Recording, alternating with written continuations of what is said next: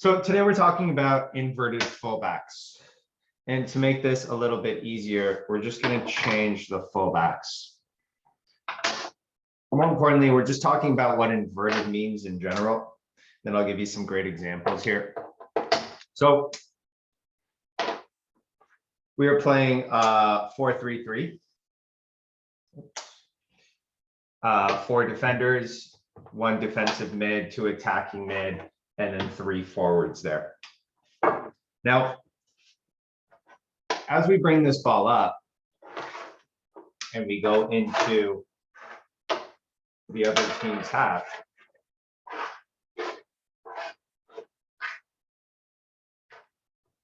inverted would mean that our fullbacks would push in instead of the normal going out.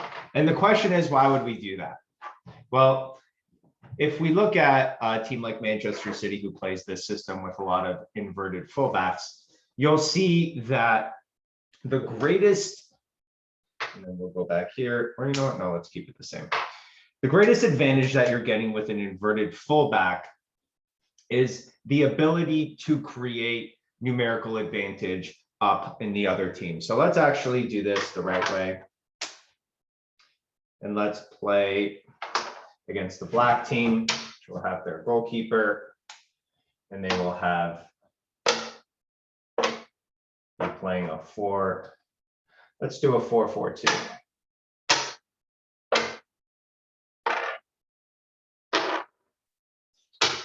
When you're playing against Manchester City, most of the teams will go in a low block, which means that they'll get really close together in the back. And the question is, when a team stays back, how do you break them down?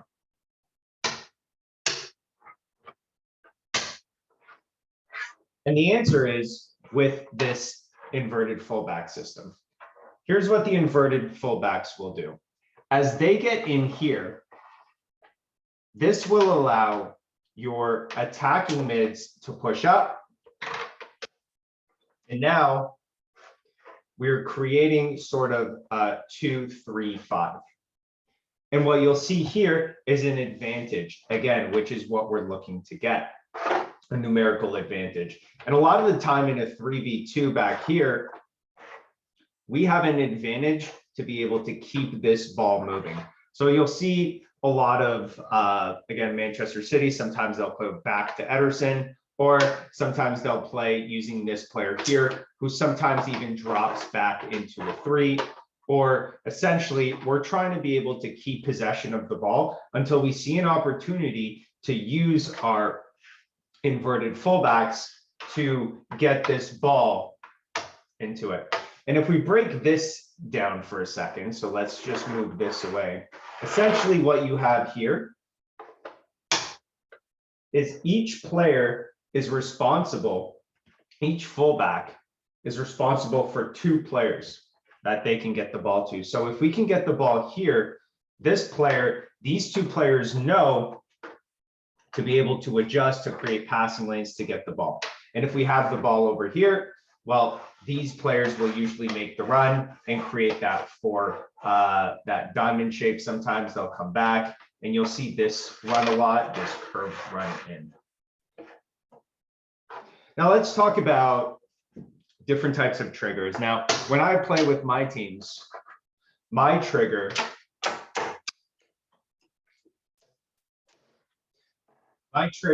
for this, and because we play 7v7 right now,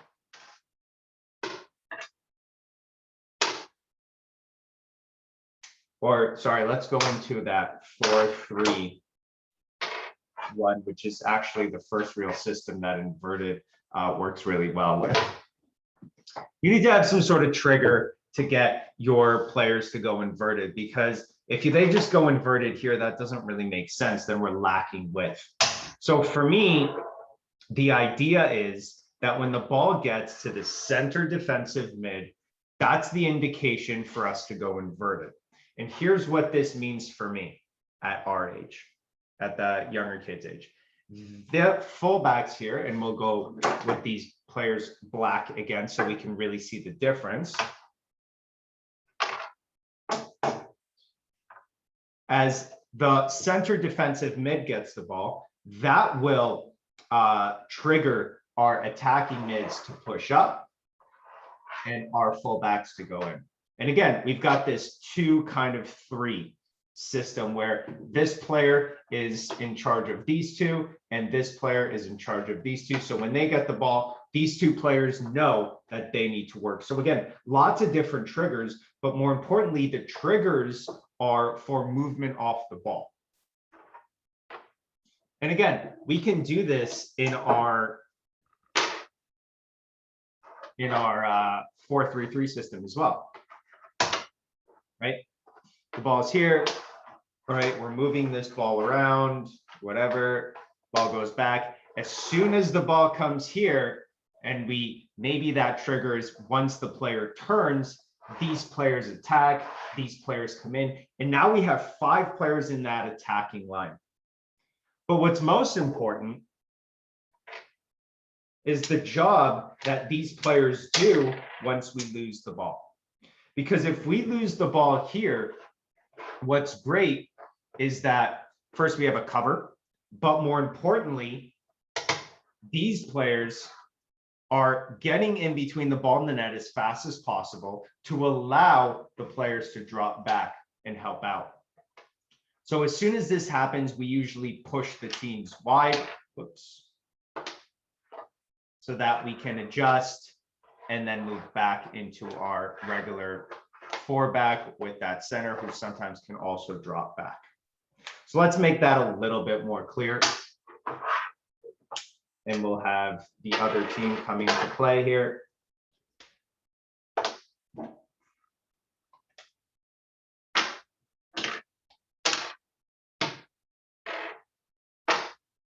You know what, let's play that same system.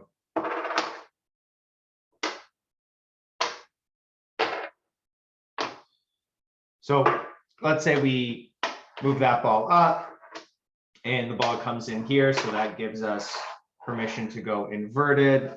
Whoops, I have too many players on. There we go.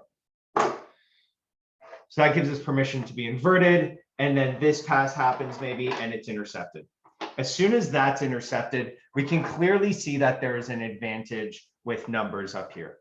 This player will drop down. These players will come in. And now, as that ball comes wide, the players move back. And if the ball comes here, we can now come back, or we can do, we can allow the closest player to the ball to come in and create a very fluid system. And now we have successfully stopped the counter attack. Whereas in traditional fullback rules, let's get this back into our position. Okay, let's say we lose the ball here.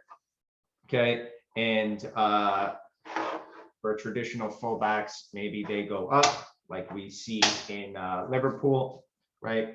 So if we lose the ball here, and we have this system where the fullbacks create the numbers up, or let's say they lose the ball here, that's a little bit more realistic than actually being up there at half. Or, you know, let's push them back. Push everyone. So these will be my forwards. This will be their 3. Oh, and I'm missing a black. So let's say now we've successfully gone onto their side.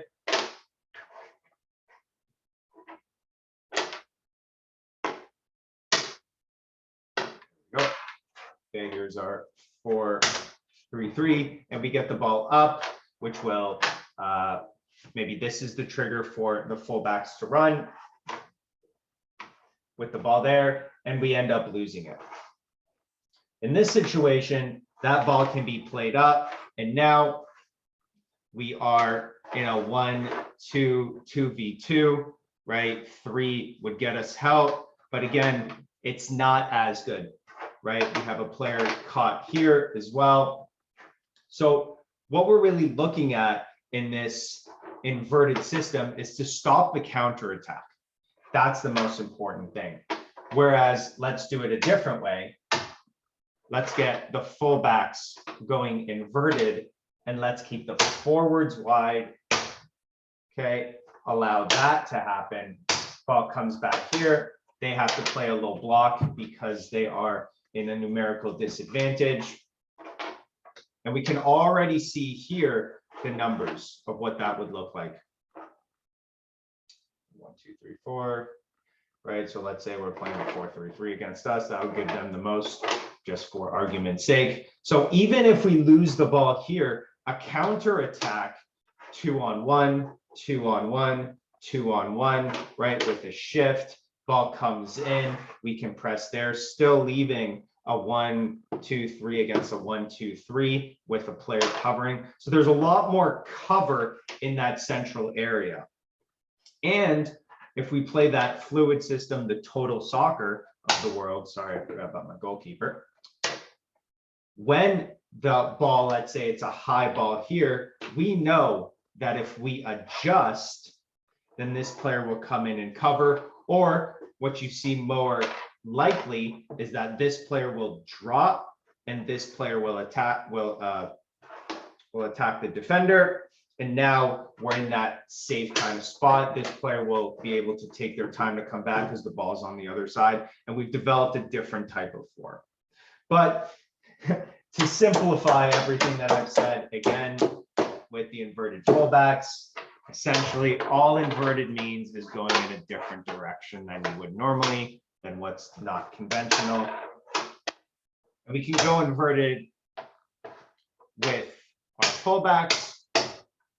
We can also go inverted with our forwards, meaning that when they have the ball here, instead of going down the line for a traditional run, they would come in. They would take the ball in for the shot. And we see that again with Manchester City and someone like Mahrez, who sometimes plays on the right and is a left footer. So playing your wingers on their opposite, on their weaker foot, sorry, on their strong foot. Yeah, no, on their weaker foot. So if he's left footed, playing on the right side, okay. And if he is left footed, he'll be playing on the right side. And sorry, if he is right footed, he'll be playing on the left side. Okay, so inverted would mean that they would take the ball this way. Inverted for the fullbacks would mean that they would come in. Hopefully this this was a long explanation, but hopefully this made the inverted clear for you. If you like the video, please subscribe to the channel, send us a like. I also run Coaching Soccer Weekly, a weekly podcast that you can find on Stitcher, on iTunes, and on Spotify as well. Till the next video, thanks for watching.